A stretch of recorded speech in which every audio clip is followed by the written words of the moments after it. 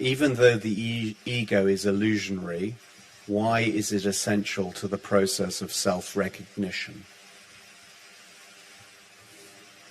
That's a beautifully formulated question.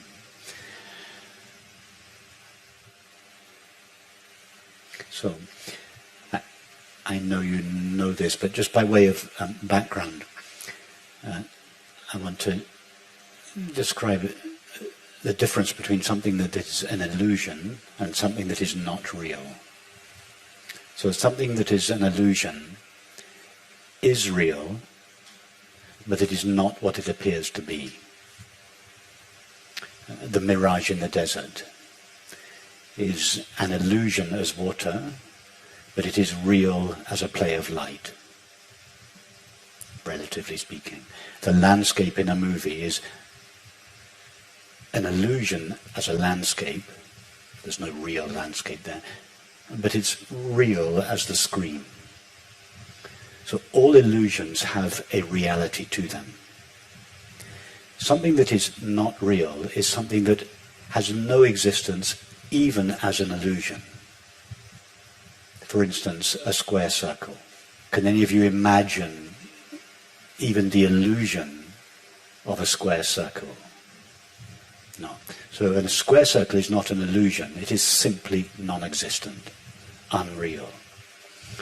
Whereas a mirage in a desert is not really a pool of water, but it is a play of light. So there is no value in investigating a square circle. It won't give us any knowledge about reality.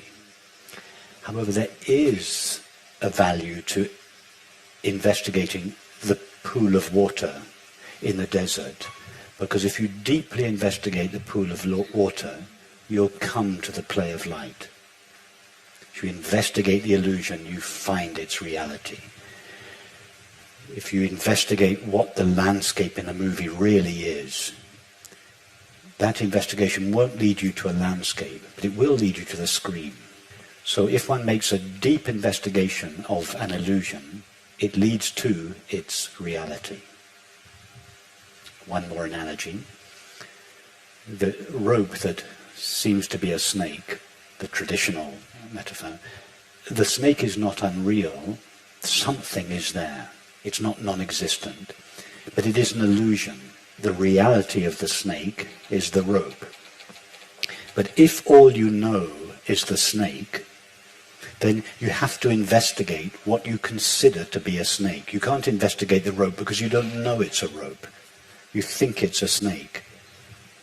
So if we make a deep investigation of the snake, that is the illusion, it will lead to the recognition of its reality, the rope. Well, the ego is not non-existent. There is something. Everybody now has the feeling of I, or the feeling of being myself. Not just all of us, but all 8 billion of us have the feeling of I, or being myself. Now, most people don't know what that I truly is.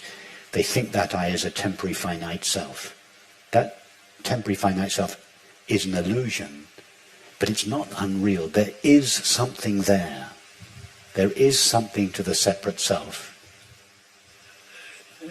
In other words, there is a reality to the illusory self. But most people don't know the reality of the illusory self, but they do know the illusory self. They do know the ego, so they are told, okay, investigate your ego. Investigate the feeling of separation. Investigate the separate self that you seem to be. If you go deeply into that, if you investigate the snake, you cannot help but find the rope. It's the same. The ego, the sense of separation, is what most people feel and believe themselves to be. Then investigate it. If you go deeply into it, you will find its reality, the true and only self of infinite awareness. One more analogy. If King Lear investigates who he considers himself to be, King Lear thinks he is King Lear. Okay, King Lear, that's what you think. Explore it. No good talking to King Lear about John Smith. He's got no idea who John Smith is. But he does believe and feel, I am King Lear. Okay, you start where you are. Explore who King Lear really is. King Lear starts to explore who King Lear really is. King Lear is an illusion, but John Smith is his reality. And if King Lear investigates who King Lear really is, he won't find King Lear. He'll come to the recognition, I am John Smith. That's why when Ramana Maharshi was asked self-inquiry, and I'm paraphrasing him now, when he was asked, which self are we inquiring into when we, in self-inquiry, are we inquiring into the illusory self or into the real self? And he responded, it doesn't matter. Just inquire into whatever you think yourself to be, just investigate it. Because if you go far enough into the investigation of yourself, whatever you believe yourself to be, you will eventually end up with its reality, the true and only self of infinite awareness.